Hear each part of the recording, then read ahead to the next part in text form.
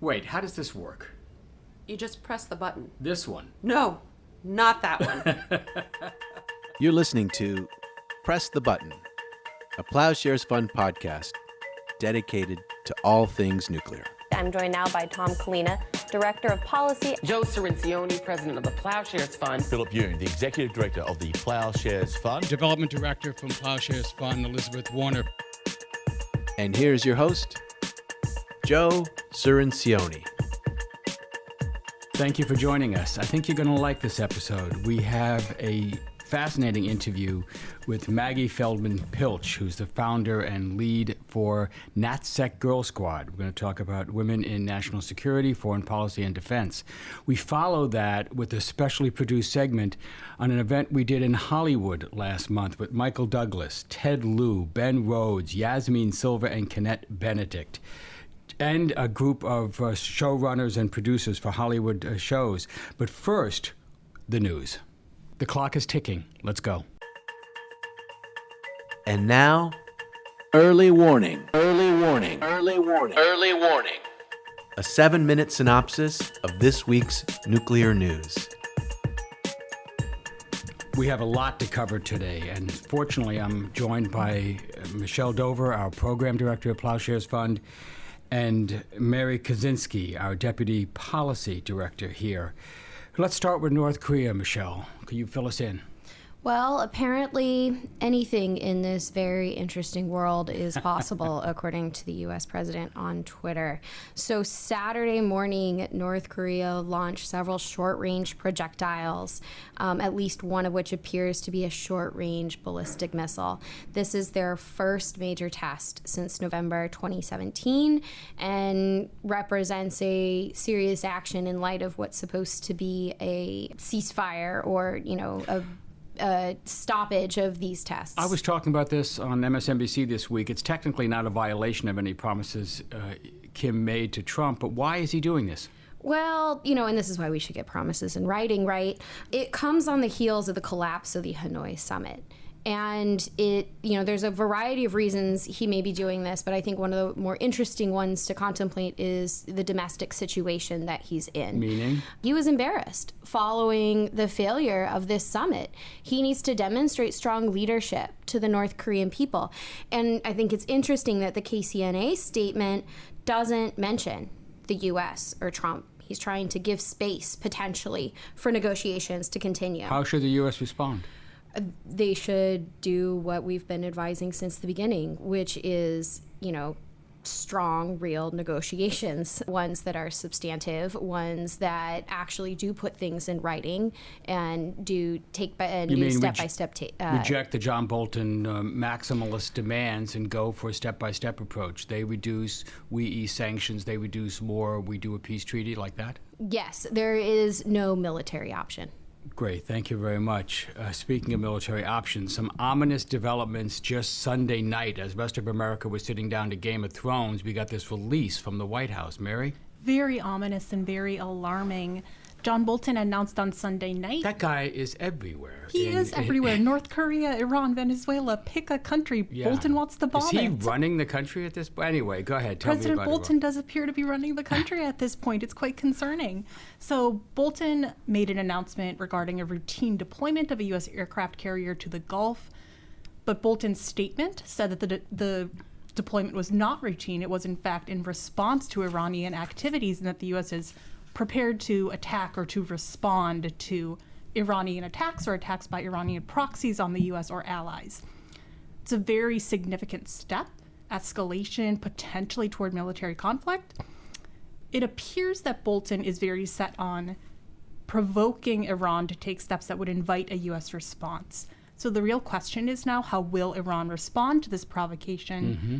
Will they take steps that invite a U.S. attack? Will they take steps to potentially restart some of their nuclear activities that were banned under the Iran nuclear agreement? We had some reports out of Iran that Iran is considering doing what? Putting centrifuges back in place, enriching to a higher level? Iran has made some references to both of those activities, so to reinstalling some of their centrifuges or potentially stockpiling some uranium that they're not permitted to do under the nuclear agreement. These would likely be very minor steps, but it's still unclear how Iran will respond. Well, you and I wrote about this recently on Low Blog, about the danger that the U.S. could be dragged into an unnecessary war with Iran because of these kinds of provocations, not because of what Iran is doing, but because of what the National Security Council is doing. Exactly. It's very clear that Bolton wants to start a war with Iran. This was the subject of his New York Times op-ed, Bomb, Bomb, Bomb Iran. So Bolton very clearly wants a war. The question is, will Iran play into his hands by giving him an excuse that he can use to convince Trump to initiate military action that would spiral into war? Great. Time is tight, so we have to leave that, but we'll be back next week. Michelle. So the other story, I don't know if you remember from last week, we talked about, Trump potentially pursuing new arms control agreements. Yes. So he's made some phone calls. Last Friday, he talked to Putin about a variety of things, one of which was, hey, maybe we could talk about reducing, I believe the quote was, our tremendous firepower, and potentially start a round of new talks about new reductions. Trump reported out that this went very well and perhaps China could join us. And so early on Monday morning, we heard from China that no, it will not be joining, and that the U.S. and Russia should absolutely do their, have their round of responsible talks. This idea, and Senator Cotton has put it out there, that China should join the New START agreement. Well, this is absurd. China has under 300 nuclear weapons. The ceiling for New START is 1550. So what? China's supposed to build up to 1550? It makes no sense whatsoever, but it's become a talking point for the far right. Yes, and China absolutely basically echoed what you just said and said that we don't have that many. We have what we need, and when you guys should. When you get down to our level, come knocking. Yeah. Okay. What else, Michelle? So last week we also saw the passing of Ellen Tauscher. Oh, yeah. And that was it was just a very sad moment for many in the community. Former representative from California, negotiator of the New START treaty. Former Undersecretary of State, for Arms Control and National Security. She's battled cancer. She had to leave that post to deal with cancer. She was in remission. We thought she was doing better. But at the age of 67, it got her. And I think, in reading some of the things on Twitter, people are going to remember her for her leadership and blazing a trail for women in this field as well. A hero. We're a big loss. And finally? Joe, if I could just jump in and put out a plug for the new season of Things That Go Boom, the podcast by Lacey Healy. This season is coming out on Monday, May 13th. The entire season is focusing on the Iran nuclear agreement. Why does Trump hate it so much? And why it's still in U.S. national security interest. So it's going to be fantastic. Check it out May 13th. Great. Thank you. And here it comes. We are out of time. Thank you for joining us, Michelle and Mary.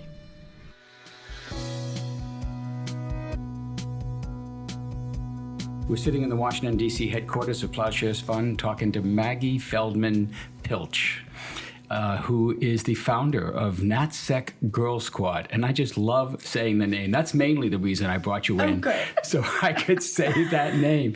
First, tell us a little bit about NatSec Girl Squad. Sure, and thank you for having me. And I'm glad you love saying the name. I also love saying the name. That's why it's our name.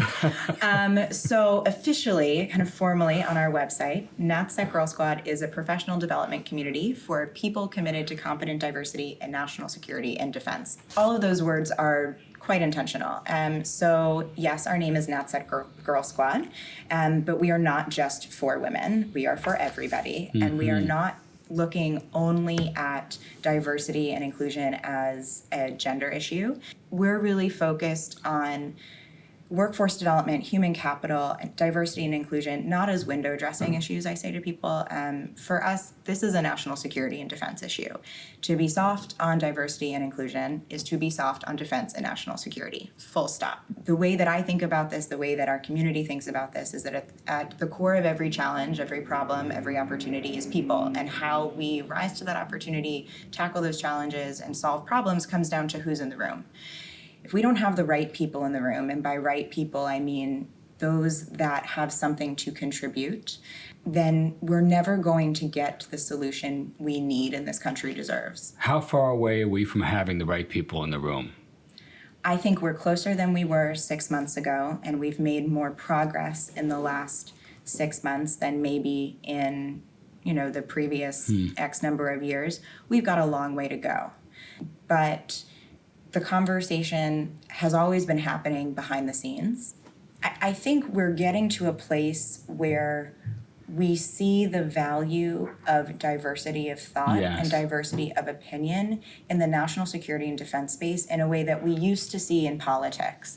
I think there is a time where discourse was more supported, and I think in national security and defense, it's not always been that way, right? Different opinions became a moral issue, and sometimes it is, but the idea that there could be two people who agree with where we're starting and agree with the end goal, but have different ways and means of getting there, that there is validity in that, and that kind of tension and discussion and debate is good for national security, is something we're starting to edge towards now, and diversity of thought means diversity of experience, diversity of demographics. So I think of it as like the strands of challah, and you got to braid them. Like we're in the beginning stages of the braiding, but we're getting there. We have the strands. Right. So I see that the same way, and I see the more organizational forms developing now. We at Plowshares started something called the Women's Initiative because we see the similar problem, and we think it needs sort of focused attention. How do you fix this? How do you is there a permanent way to fix this? So I'm an optimist, and my answer to that is always going to be yes. And perhaps the best way for me to answer this question is to explain what NatSec Girl Squad does. Good. So our work is centered on kind of 3 pillars. The first being building expertise.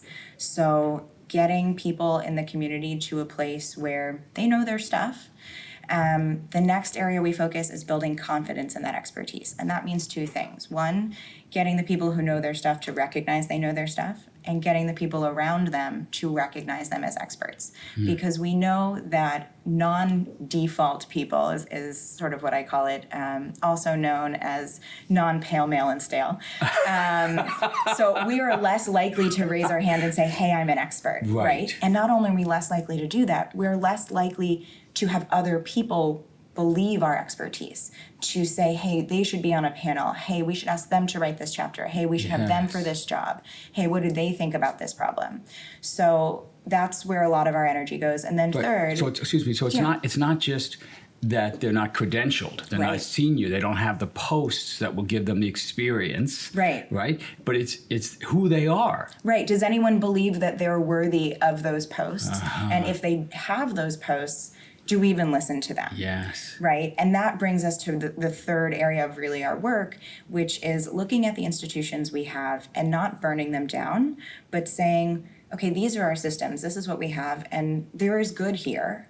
How do we maximize the good, and how do we identify the leverage points to really maximize that good, to undo some of the bad?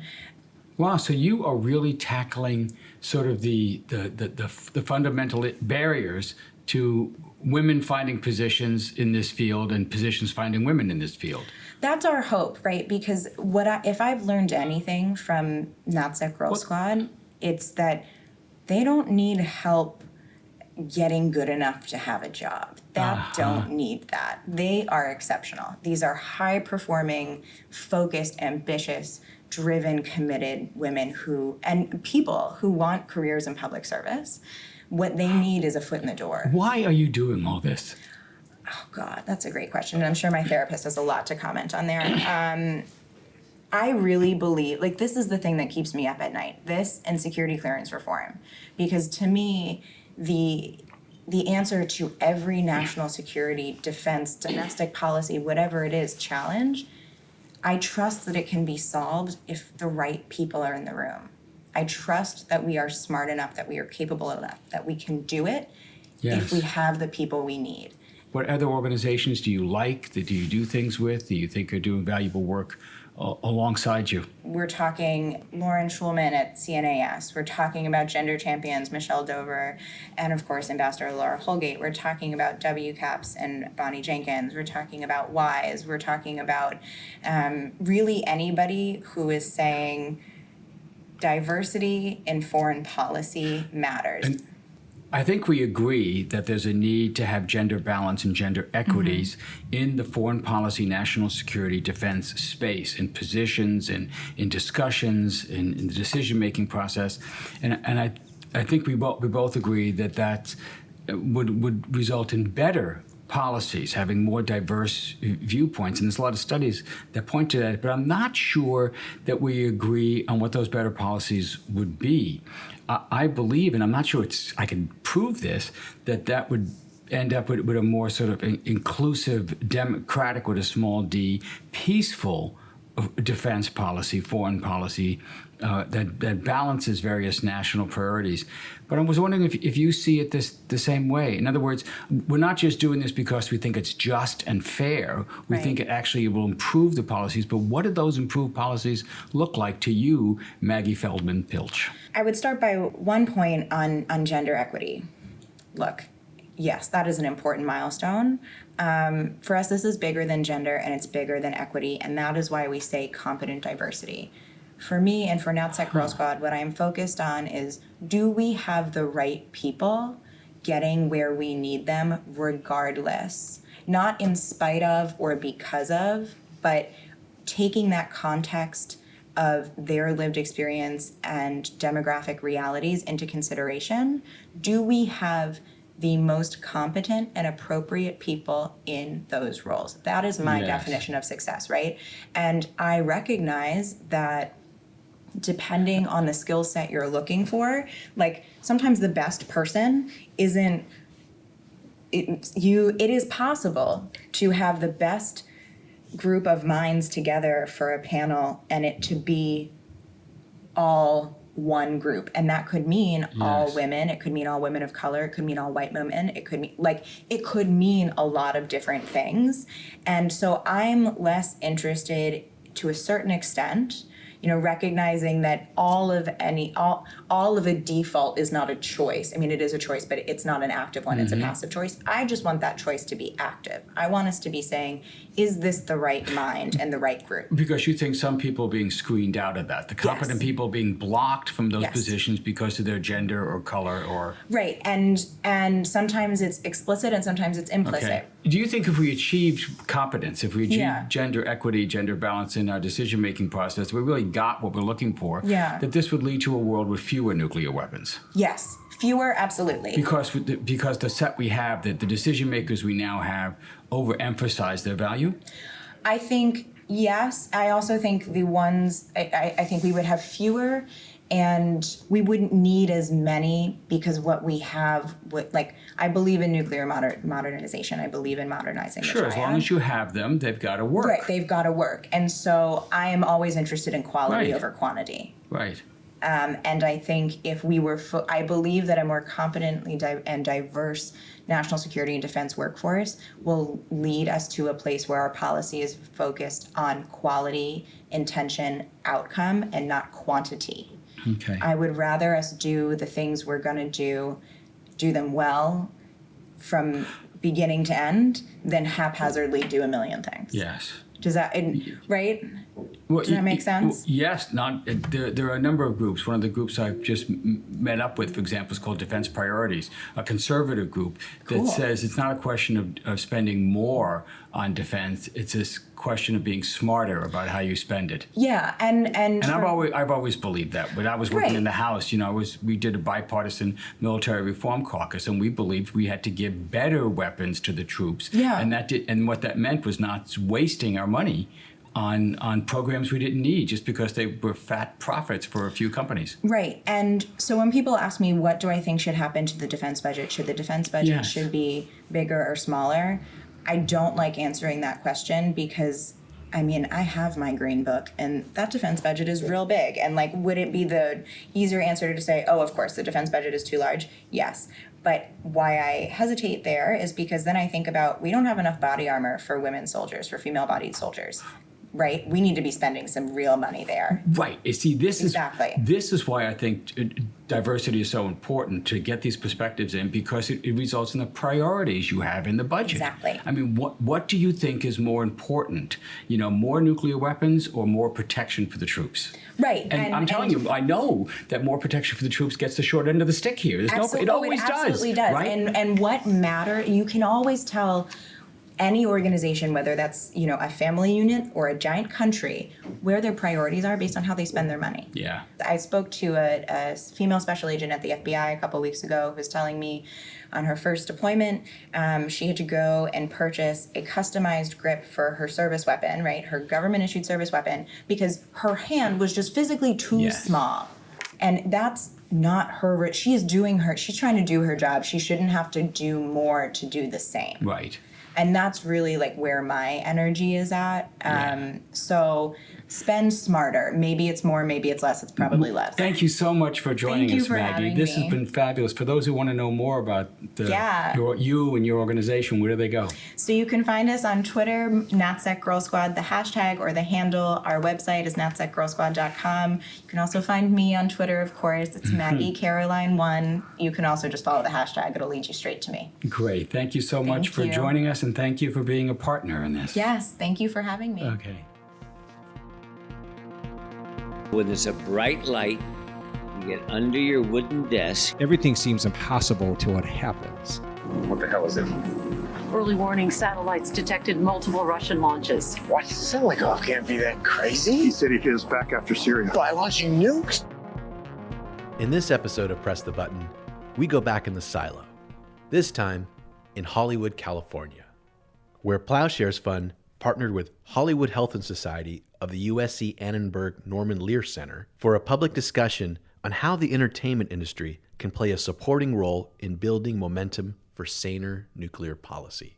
The panel included Academy Award-winning actor Michael Douglas, Congressman Ted Lieu, Deputy National Security Advisor under Obama Ben Rhodes, nuclear expert Kennette Benedict, and activist Yasmeen Silva.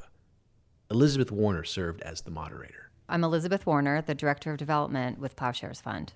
We're seeing something happen now, and we're seeing it with mass movements, we're seeing it with political leaders and congressmen, and we're seeing it with organizations like Hollywood Health and Society who are working with filmmakers, TV producers who are interested in having storylines about nuclear threats in their shows. So we wanted to bring together a diverse panel that would, from different channels and different perspectives, really address and talk about this new momentum that we see building for change in nuclear policy. Michael Douglas really has been a longtime advocate for the elimination of nuclear weapons for decades. He served on the board of Plowshares Fund for many years and continues to be a messenger of peace for the UN.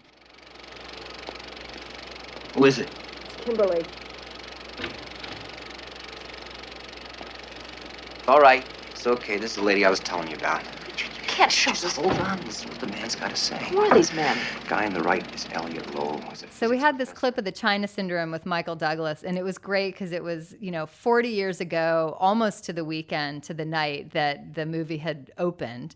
And he was a young Michael Douglas with this big beard, and Jane Fonda was in the background, and they're sitting in the room, and you see this finger come down on the button, and then all of a sudden the mushroom cloud comes up. As far as elimination of nuclear weapons, it's been a relatively bleak picture. Those rare moments that you get when things are going. For instance, it's hard to imagine, but it's 10 years ago when Barack Obama spoke at Prague. And he gave this wonderful speech dealing with the issues of nuclear disarmament, and very positive. And things have changed a lot since then. So I think it's inherent with what I do for my day job, which is kind of try to create dreams or take an idea and sort of tie it together into something that's hopefully entertaining and rewarding. So yeah, you have to imagine. I wish I could be more positive. I got to really work on that right now. I'm going to work on that. Congressman Lieu's here. This makes me feel better already. Representative Lieu was great on the panel. He was fired up. He was on his home turf. He knew he had his audience there. And he feels really strongly about this issue as well. There are two issues that can actually kill us. One is climate change. The other is a nuclear war. And so I've introduced legislation with Senator Ann Markey to restrict a president's ability to launch a nuclear first strike without congressional authorization. We can't have accidental launches. We can't have premeditated launches. Nuclear weapons should never be used. So just mobilizing public sentiment is really important. And a lot of people across America don't walk around thinking about the nuclear launch approval process or nuclear war.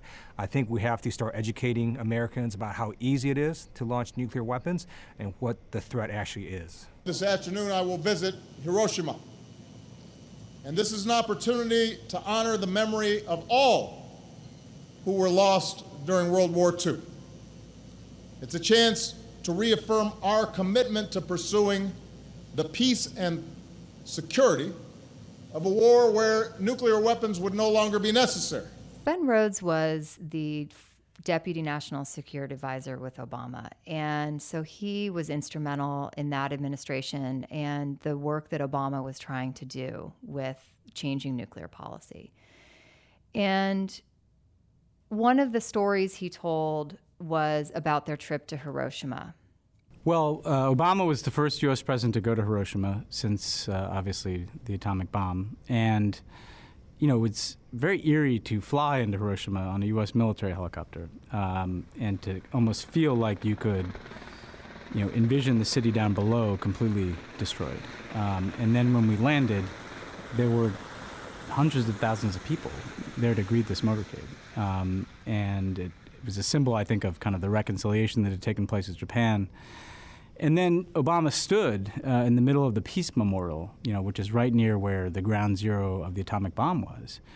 And I remember sitting there as he spoke and looking around and thinking that none of these buildings were standing the day after the atomic bomb was dropped. That, you know, over 100,000 people lost their lives. Etched in the stone base of what was the Russo-Japanese War Memorial are telltale lines. Atomic handwriting for all to read. Another signpost of the direction and force of the explosion is blasted in the polished granite base of this statue. The light surface indicates the angle of the blast, 0.2 of a mile from 0 point. And that ultimately, the point of his speech was that that will happen again. The combination of technology and nuclear weapons and man's proclivity to get into conflicts makes it inevitable that there will be another Hiroshima unless people stand up and say, we don't want this future. And that involves both trying to get rid of nuclear weapons and trying to resolve differences peacefully. And I think Hiroshima has to be the kind of moral urgency that we make ourselves feel to not slide into another conflict like that, because it could happen very fast. We brought in Kennette Benedict, who is the former publisher and editor for the Bulletin of the Atomic Scientists, which is the keeper of the doomsday clock. And she talks a lot now about the need to restore democracy to our nuclear policymaking process. But when it comes to nuclear weapons, one person, the President of the United States, has the sole authority to launch those weapons, as we've heard, and destroy another society and put us at enormous risk. North Korea best not make any more threats to the United States. They will be met with fire and fury like the world has never seen.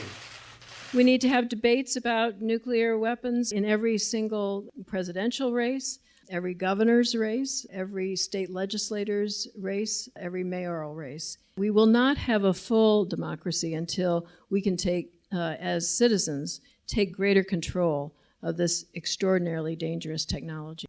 And then we also brought in Yasmeen Silva, who's a campaigner for Beyond the Bomb, represents this incredibly strong mass movement that is just working across the country. One of the last questions that I asked Yasmeen was what gives her hope and what does she see for the future? And she lays out pretty clear her agenda. Grassroots is all about harnessing people power on a mass scale to affect change upward.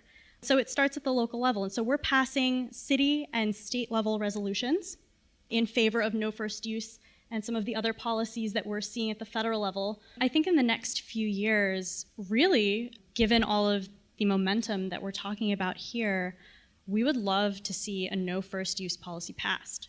We would love to see us begin renegotiating New START, to re-enter the Iran deal, to renegotiate some of these treaties so that they make us safer in America. And I think that that's totally possible. And the reason I do is because I'm sitting in a room full of people who on a Monday night have come out to learn about how they can get involved. On that Monday night, Hollywood Health and Society brought in some really great writers and showrunners, including Sam Shaw, who is a creator of Manhattan, Leela Bayak, who also worked on Manhattan and a show called The Leftovers, Paul Redford, who wrote for West Wing and Designated Survivor, and David Gray, who was one of the executive producers for Madam Secretary. Madam Secretary has done several episodes over the last couple of years that have focused on nuclear threats. They did one about loose nukes in India and Pakistan. They did one about an Iran nuclear agreement. And then last year, they ended their season with an episode that was an incredible staging and realistic documentation of what would happen if there were incoming missiles. I think there were hundreds of incoming missiles from Russia to the United States. And the president is then faced with the decision what to do, how to respond. And so they walk their audience through the time, the book, the nuclear football. How quickly do they have to decide? What are the implications? Who decides? And they did it in this incredibly authentic way because of the work that Hollywood Health and Society did to connect them with the experts. One of the more powerful moments of the evening was this incredible video reel that Hollywood Health and Society put together. And they opened with this really dramatic scene of an explosion, a nuclear explosion, one of the classic mushroom clouds. It's interesting because there are times where we, I think, stay away from that imagery. It's hard to see. And there's this almost confusion. There's this sense of it's beautiful, but it's not beautiful. And so we at times shy away from the mushroom cloud imagery, but it definitely makes a point. And to open with that, and I think they even closed with the mushroom cloud, it definitely drives that point home that that is the destruction that happens with these weapons.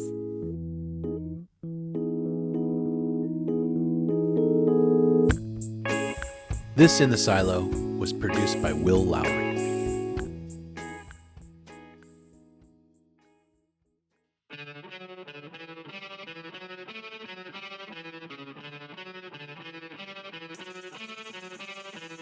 Thanks for listening to Press the Button. This podcast is produced by Delphine Vigil and Megan McCall. Sound design by Derek Zender. Audio engineering by Derek Zender and Will Lowry. Theme music is by San Francisco-based bands 17 Evergreen and the Society of Rockets. To continue the dialogue and support our work, visit plowshares.org.